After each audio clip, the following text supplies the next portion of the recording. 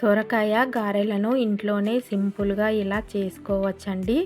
ఈ సొరకాయ గారెల తయారీ విధానము ఇప్పుడు మనం చూద్దాము. మీరు కూడా ఈ రెసిపీని ఫాలో అవ్వండి. హాయ్ అండి, వెల్కమ్ టు యోధాస్ కిచెన్. ఈరోజు మీకు నేను సొరకాయ అప్పాలు ఏ విధంగా చేయాలో సింపుల్గా చూపిస్తానండి. ముందుగా సొరకాయను తొక్క తీసి ఇలా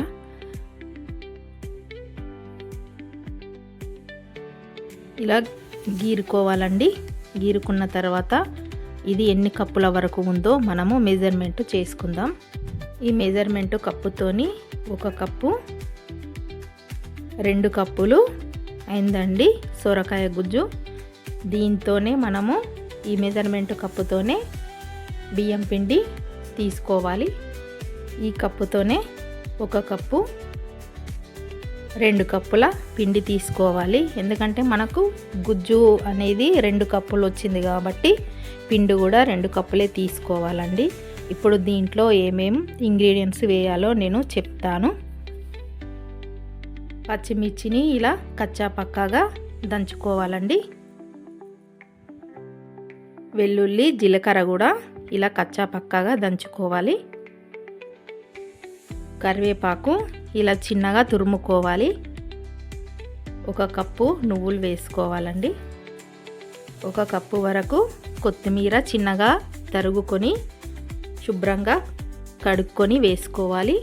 ఇప్పుడు వీటన్నింటినీ మనము వాటర్ వేయకుండా సొరకాయ గుజ్జుతోనే మనము ఇవన్నీ కలుపుకోవాలండి. కొద్దిగా వాటర్ వేసుకోవాల్సి వస్తే వేసుకోవచ్చు. 1 టేబుల్ స్పూన్ వరకు సాల్ట్ వేసుకోవాలి. సొరకాయ గుజ్జులో వాటర్ అనేటివి ఉంటాయి కదండి, ఆ వాటర్తోనే మనకు ఇలా పిండి తడుస్తుంది.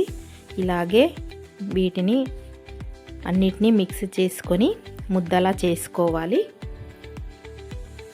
మనము తీసుకున్న గుజ్జులో వాటరు ఎక్కువగా ఉన్నాయండి, ఇంకాస్త పిండి వేసుకోవాలి.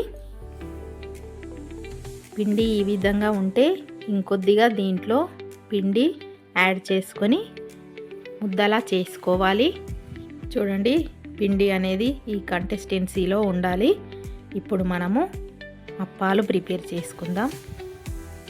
ఇలా ఈ పిండి ముద్దను చిన్న చిన్న ఉండలుగా చేసుకోవాలి.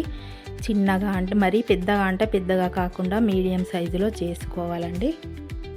ఇలా ముద్దలుగా చేసుకొని పెట్టుకున్న తర్వాత ప్లేట్లో ఒక బటర్ పేపర్ని వేసుకొని వాటిని అప్పాలాగా చేసుకుంటూ దీంట్లో వేసుకోవాలి. మనము కవర్ మీద చేయితో కూడా ఒత్తుకోవచ్చండి, కానీ నేను ఇక్కడ ప్రెస్ మీద చేస్తున్నాను. ఈ విధంగా చేసుకోవాలండి. నేను చేయి పైన చేసింది ఇలా చిన్నగా వచ్చింది, ప్రెస్ మీద చేసింది ఇలా పెద్దగా వచ్చింది. మీకు ఎలా ఇష్టం అనిపిస్తే అలాగా చేసుకోవచ్చండి. ఇప్పుడు స్టవ్ మీద కడాయి పెట్టుకొని స్టవ్ ఆన్ చేసుకొని మనము సొరకాయ అప్పాలు డీప్ ఫ్రై చేసుకోవాలండి. డీప్ ఫ్రైకి సరిపడా ఆయిల్ వేసుకోవాలి. డీప్ ఫ్రైకి సరిపడా ఆయిల్ వేసుకుందాం. మరీ సన్నగా కాకుండా కొద్దిగా లావుగానే చేసుకోవాలండి. మధ్యలో హోల్ కూడా చేసుకోవాలండి. హోల్ చేసుకుంటే చుట్టుప్రక్కల కూడా బాగా ఫ్రై అవుతుంది.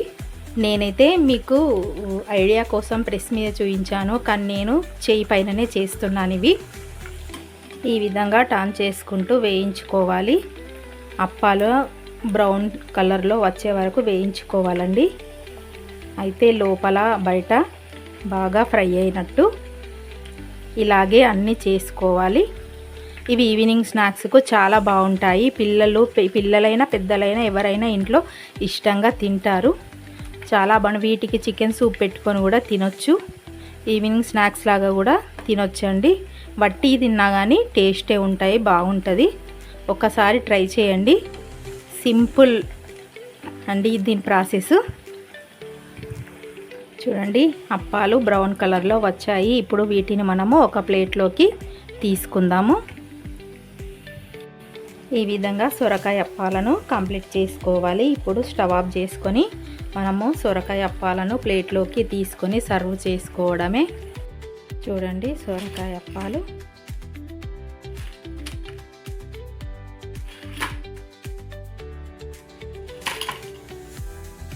చూడండి సొరకాయ అప్పాలు ఎంత బాగా కుదిరాయో. మీరు కూడా ట్రై చేయండి.